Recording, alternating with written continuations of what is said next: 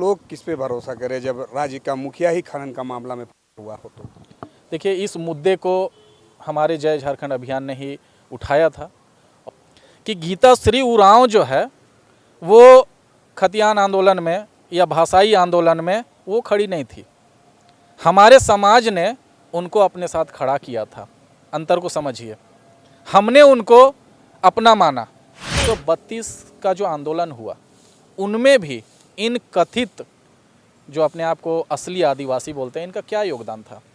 आप मुझे कोई पेपर का कटिंग दिखा दीजिए, आप इनके द्वारा किया हुआ कोई आंदोलन दिखा दीजिए, आप इनके द्वारा किया कोई प्रदर्शन आप मुझे गिना दीजिए। 1932 के खतियान आधारित स्थानीय और नियोजन नीति के मामले में भी इनकी कोई उपलब्धि नहीं है, इनका कोई सहयोग नहीं रहा है। क्षत्रिय कुर्मी महासभा जिन्होंने अभी अपनी बेहूदगी और अपनी बेहाई को छुपाने के लिए क्षत्रिय हटा दिया है और कुर्मी महासभा बस रहने दिया है। पूरा झारखंड का कुर्मी समाज जानता है, पूरे झारखंड के लोग जानते हैं कि इनकी मंशा हमेशा राजनीतिक रही है। इन्होंने हमेशा से कुर्मी को एक बड़े वोट बैंक की तरह इस्तेमाल किया है कि यहाँ के नेता जो हैं वो वज्रकीट जैसे मोटी चमड़ी के हैं। इन पे प्रेम की तो उम्मीद ही छोड़ दीजिए, इनको डरा के ही काम कराया जा सकता है। ये साबित हो गया जब नमस्कार, जोहार। आप देख रहे हैं लोकल खबर। जल, जंगल और ज़मीन के मुद्दे पर अलग हुआ यह झारखंड की अस्मिता आज भी बचते हुए नज़र नहीं आ रही है। झारखंड को 22 वर्ष बीत गए हैं और फिर एक बार रांची के इस मोराबादी मैदान में 15 नवंबर को बड़े बड़े वादे किए जाएंगे, बड़े बड़े उपलब्धियां गिनाई जाएंगी, मगर जिस चलते झारखंड को अलग किया गया आज वह सपनों का झारखंड देखने को नहीं मिल रहा है। आज भी यहाँ की खदानों में लूट मची है, यहाँ के युवा बेरोजगार हैं। आज भी पलायन यहाँ का बहुत बड़ा मुद्दा है।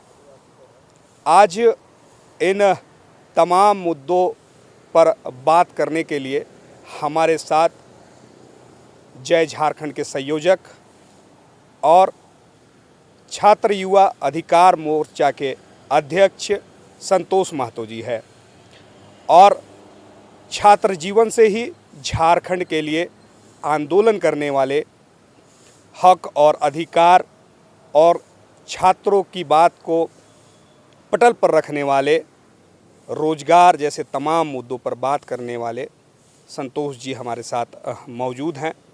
सबसे पहले संतोष जी, आपका स्वागत रहेगा लोकल खबर में। सभी को जोहार है। संतोष जी, आने वाले 15 नवंबर को फिर एक बार झारखंड स्थापना दिवस मनाया जाएगा। क्या जिन चलते झारखंड को अलग किया गया वो सपनों का झारखंड एक युवा को देखने को मिल रहा है? आज अगर स्थापना काल के बाद से एक सबसे बड़ी आबादी, ऐसा कहा जाता है कि झारखंड युवाओं का राज्य है। एक बहुत बड़ी आबादी युवा है जो कि 20 साल से 35 साल 38 साल के बीच के एक बड़ा युवा वर्ग जो है वो झारखंड में निवास करता है। अगर सबसे ज़्यादा प्रभावित झारखंड स्थापना के बाद रहा है, संक्रमण के दौर से गुजरा है, तो वह वर्ग जो है वो युवा वर्ग है। सबसे ज़्यादा अन्याय अगर किसी वर्ग के साथ हुआ है तो वो युवा वर्ग है। सबसे ज़्यादा धोखेबाजी अगर किसी वर्ग के साथ हुआ है तो युवा वर्ग है। सबसे ज़्यादा अगर कोई वर्ग छला गया है झारखंड में तो वो हमारा युवा वर्ग है। सबसे ज़्यादा अन्याय हमारे युवा के साथ में हुआ है। वादा खिलाफ़ी राज्य सरकार ने, अभी हेमंत सरकार जो है वो ढिंढोरा पीट कर सत्ता में आई है कि हम रोज़गार देंगे युवाओं को। सबसे ज़्यादा धोखा, सबसे ज़्यादा वादा खिलाफ़ी जो है वो झारखंड के युवाओं के साथ हुआ है। संतोष जी, 20 वर्ष बीत गए हैं झारखंड को, ना यहाँ कोई स्पष्ट नीति बन पाई है, चाहे वो स्थानीय के मुद्दे पर हो, चाहे वो खनन लूट के मामले पर हो। ना कोई स्थानीय नीति दिखती है, ना कोई नियोजन दिखती है। क्या कारण है? नीति जो है ना वो नीति का स्पष्ट कारण जो होता है वो नियति होता है, नियत होता है। ठीक है, नीति तब तक नहीं बन पाती है जब तक नीति बनाने वालों का नियत ना हो। झारखंड में यह जो दौर है वह सार्थक नेतृत्व के अभाव का दौर है। ऐसा कोई भी नेतृत्व करता, कोई भी ऐसा विधायक, कोई भी ऐसा चुना हुआ जनप्रतिनिधि जो नीति बना सकता है, उसकी नियत मनसा साफ नहीं है। ये हमारे राज्य की नियति है, दुर्भाग्य है। आप 81 विधानसभा में देख लें, कोई एक चेहरा हमें नहीं दिखाई देता है जो विधानसभा में नीति बनाने की बात करे। तो जब विधानसभा के अंदर ही नीति बनता है, चौक चौराहे, पान गुमटी और ठेले और उसके जनसभाओं में चर्चा करने से नीति नहीं बनता है। विधानसभा के अंतर्गत जो प्रतिनिधि आते हैं उनकी नियति होनी चाहिए, उनका नियत होना चाहिए कि हम यहाँ के युवाओं के लिए, यहाँ के मूलवासियों के लिए, यहाँ के आदिवासियों के लिए हम नीति बनाएं। युवा किस पे भरोसा करे जब युवाओं ने ही इस युवा सरकार को लाया था, स्थानीय सरकार को लाया था? देखिए, भरोसे की बात तो है, हमने निश्चित रूप से हेमंत सरकार के ऊपर काफ़ी भरोसा जताया था, क्योंकि कराल मोदी काल में जिस तरीके से प्रचंड बहुमत के साथ में हेमंत सरकार आई, तो सबसे ज़्यादा भरोसा, सबसे ज़्यादा आस्था और सबसे ज़्यादा वोटिंग जो है वो युवाओं ने किया था। हमारी और हम युवाओं का ख्वाब था कि हेमंत सरकार जो है वो हम युवाओं के फेवर में काम करेगी, झारखंड के आदिवासी मूलवासी के फेवर में काम करेगी।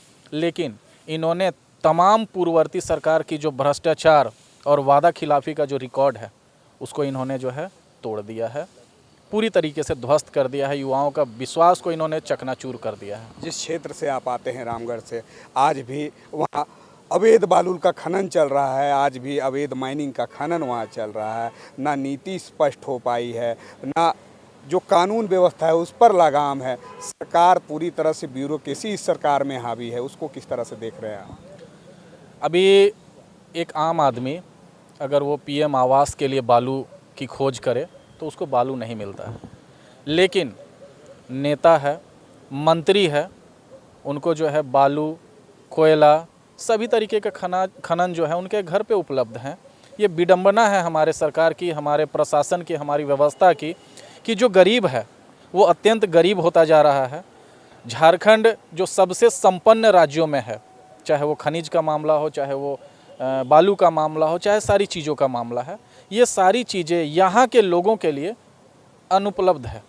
लेकिन जो रसूखदार लोग हैं, जो ठेकेदार लोग हैं, जो दबंग लोग हैं, उनको किन्हीं भी चीज़ों का अभाव नहीं है। आखिर लोग किस पे भरोसा करें जब राज्य का मुखिया ही खनन का मामला में हुआ हो? तो देखिए, इस मुद्दे को हमारे जय झारखंड अभियान ने ही उठाया था और एक हमने इस उम्मीद के साथ में यह मुद्दा उठाया था कि सबसे ऊपर जो है वो न्यायपालिका है, चुनाव आयोग है। हम वहाँ तक इस मुद्दे को लेकर गए। वहाँ से हमारी एक उम्मीद थी कि इस भ्रष्ट सिस्टम को, नेताओं का जो दबंगई है, नेताओं का जो मनमानी है, उसको ख़त्म करने के लिए जय झारखंड अभियान ने यह मुहिम छेड़ा और हमने सीएम जैसे ओहदे को एक्सपोज किया कि किस तरीके से एक व्यक्ति जो है वो खान मंत्रालय अपने पास रखते हुए जो है खनन पट्टा हासिल करता है। लेकिन देखिए, दुर्भाग्य देखिए झारखंड का। संतोष जी, एक चीज़ समझना चाहेंगे कि लगातार जो है पूरा राज्य 1932 के स्थानीय नीति को लेकर आंदोलनरत था, मगर जैसे ही यह मामला उठता है, खनन का मामला उठता है, और जैसे ही जो पत्र है राज्यपाल को सौंपा जाता है, उसके कुछ दिन बाद कैबिनेट में जो है 1932 का जो स्थानीय नीति है कैबिनेट से पास हो जाता है। तो उनको अपना डर है या फिर जो आंदोलन कर रहे थे उन चीज़ों को लेकर उन्होंने यह फैसला लिया है? देखिए, नीति निर्माण जो है, मैं बार बार यह बात दोहराता रहता हूँ, चूँकि आपका यह जो सवाल है वो पूरी तरीके से वाजिब है। मैं इस बात को हमेशा दोहराता हूँ कि नीति बनाने के लिए दो फैक्टर काम करते हैं, प्रीत या भय। नीति बनाने वाला अगर आपसे प्रेम करता है, माटी से प्रेम करता है, अपने लोगों से प्रेम करता है, यहाँ के आदिवासियों से प्रेम करता है, यहाँ के मूलवासियों से प्रेम करता है, तभी वो नीति बनाएगा। दूसरी बात है भय, डर। और इस प्रकरण के बाद, यह जो माइनिंग लीज का प्रकरण है, इसके बाद यहाँ साबित हो गया कि यहाँ के नेता जो हैं वो वज्रकीट जैसे मोटी चमड़ी के हैं। इन पे प्रेम की तो उम्मीद ही छोड़ दीजिए, इनको डरा के ही काम कराया जा सकता है। ये साबित हो गया जब जैसे ही ये खनन लीज का मामला आया, धुआंधार घोषणाएं होने लगी। ओबीसी आरक्षण की बात आप देख लीजिए, आप खतियान आधारित स्थानीय नीति की बात, धड़ाधड़ घोषणाएं होने लगी। भाई क्या ऐसा वजह हुआ कि ये लिफाफा आते ही जो है, लिफाफा तो नहीं खुला लेकिन आप खुलने लग गए, घोषणाएं करने लगे। 2 साल 3 साल बीत गए। इन घोषणाओं के लिए ये कौन सा शुभ मुहूर्त था क्या कि आप कोई मुहूर्त का इंतजार कर रहे थे? इतने दिनों तक आपने घोषणाएं क्यों नहीं की?